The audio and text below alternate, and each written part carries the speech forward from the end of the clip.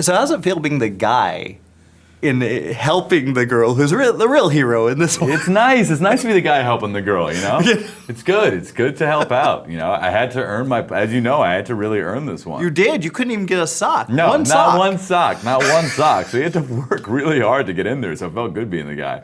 Do you like, is this a genre that you like? Love. I mean, I'm a movie...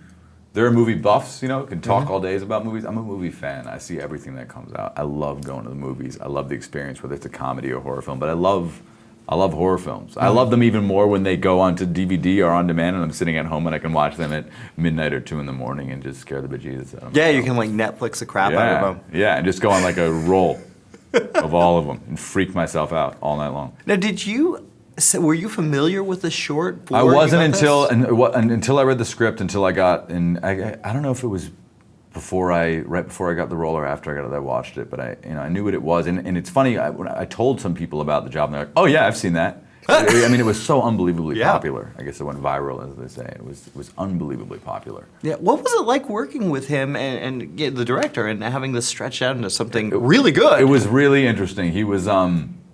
I just read something that he said that he was like, yeah, he was so humble and so cool on set, but he said the whole time he was talking to his wife in Swedish, he's like, we don't belong here. We don't belong here. You know, I think for him, it was such an awesome experience to be with somebody doing this for the first time. It didn't feel like we were doing it with somebody for the first time. He looked really good with the monitor and the headset on. He knew it was up. You know? He knew what was going on? He knew what was going on. Maybe he watched a movie about making movies. Now, did you guys have any weird experiences? Like, was Diana sneaking around? You know, after we finished filming, there was a fire in the basement of the house, and as you know, there was crazy stuff that happened in the basement. So that wasn't while we were there, but it was like something happened to the house right after we finished. Oh my God. Absolutely wild. That's cool. Yeah, I got a call from another director I know, and he's like, that house you shot at is on fire. And I turned on the news, and it was on fire.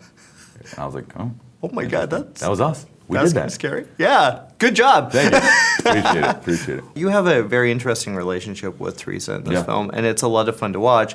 It's a lot of playful. It's very playful. Did you guys have a chance to kind of rehearse, or did you kind of just jump in? We spent a lot of time hanging out on set and off set. We go to dinner, so we got to know each other well, which made it a lot easier to bring that relationship onto the screen. You know, in between takes, we'd chat a lot. We had fun. We had fun the whole time, and that made, I think, hopefully for fans out there, the relationship more believable. Oh yeah, oh definitely. You guys had a nice thing going on. It was a lot of fun to watch. Did you kind of go in feeling?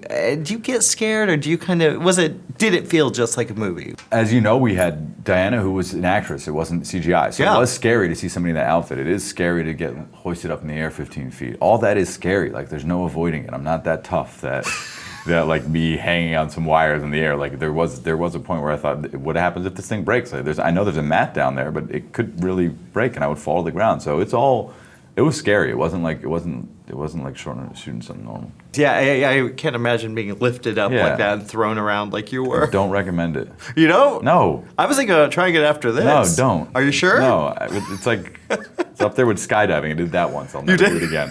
What's the scariest thing you've ever done? It's skydiving. Okay. When you skydive, it's like I was one with my friend, and my friend jumped before me, and I jumped next. And seeing him disappear into the sky was like, I realized I was about to do the stupidest thing I could ever do in my life.